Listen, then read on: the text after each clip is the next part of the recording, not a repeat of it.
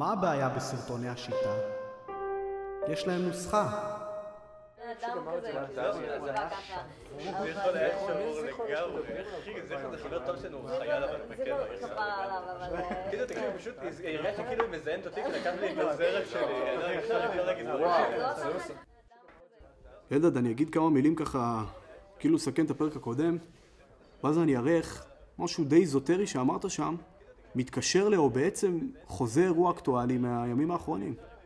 אירוע אקטואלי מהימים האחרונים, שזה לחזור אחרי הדבר האחרון שאמרת, ואז לתת בטון די אדיש וקריפי סנריו עתידי עם האשמות לפוליטיקאים ישראלים.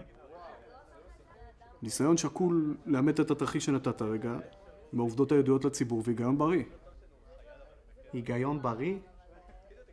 שמת לב איך אני שוב חוזר אחרי הדבר האחרון שאמרת? אז אני אשאל אותך משהו פרקטי לגבי דרך פעולה. עכשיו אני אתחיל לשאול שאלות רטוריות. שאלה רטורית אחת? שאלה רטורית שנייה, ארוכה יותר ובטון יותר גבוה? תשובה בכלל לא מובנת מאליה, אבל עם ניגון שמוציא אותך טמבל.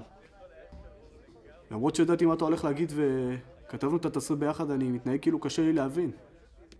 מתחיל לדבר על בכיר בפוליטיקה הישראלית. נו? מקשר אותו לדמות קצת פחות ידועה מהחיים הציבוריים. נו! ונותן שם אשכנזי שרק מצלצל מוכר. שם אשכנזי שמצלצל מוכר? אני עושה כאילו אני חופר בזיכרון, ואז אומר את המשפט הראשון שמוצאים עליו בגוגל. אני תוהה על הרלוונטיות שלו למרות שתכננתי שהוא יהיה השם של הפרק. עכשיו אני מתחיל סיפור בסדר גודל של 1.5-2 דקות, שזה בעצם הפואנטה של הסרטון. כל השאר זה קישוטים דרמטיים. מדי פעם אני מכניס כל מיני ביטויים שנשמעים קצת מוזר, אבל אני אומר אותם כאילו הם סלנג ידוע. אז רואים אותך פתאום מגיב בתדהמה, ואת כל זה אני עושה בטון חצי אדיש, חצי אירוני ועם חיוך מאוד מאוד קריפי, בשביל להוסיף לה שוק value. שאלה רטורית, מסיים בסיסמה שתמכור בפייסבוק. אני מגיב בהלם לא פרופורציונלי, ואז עושה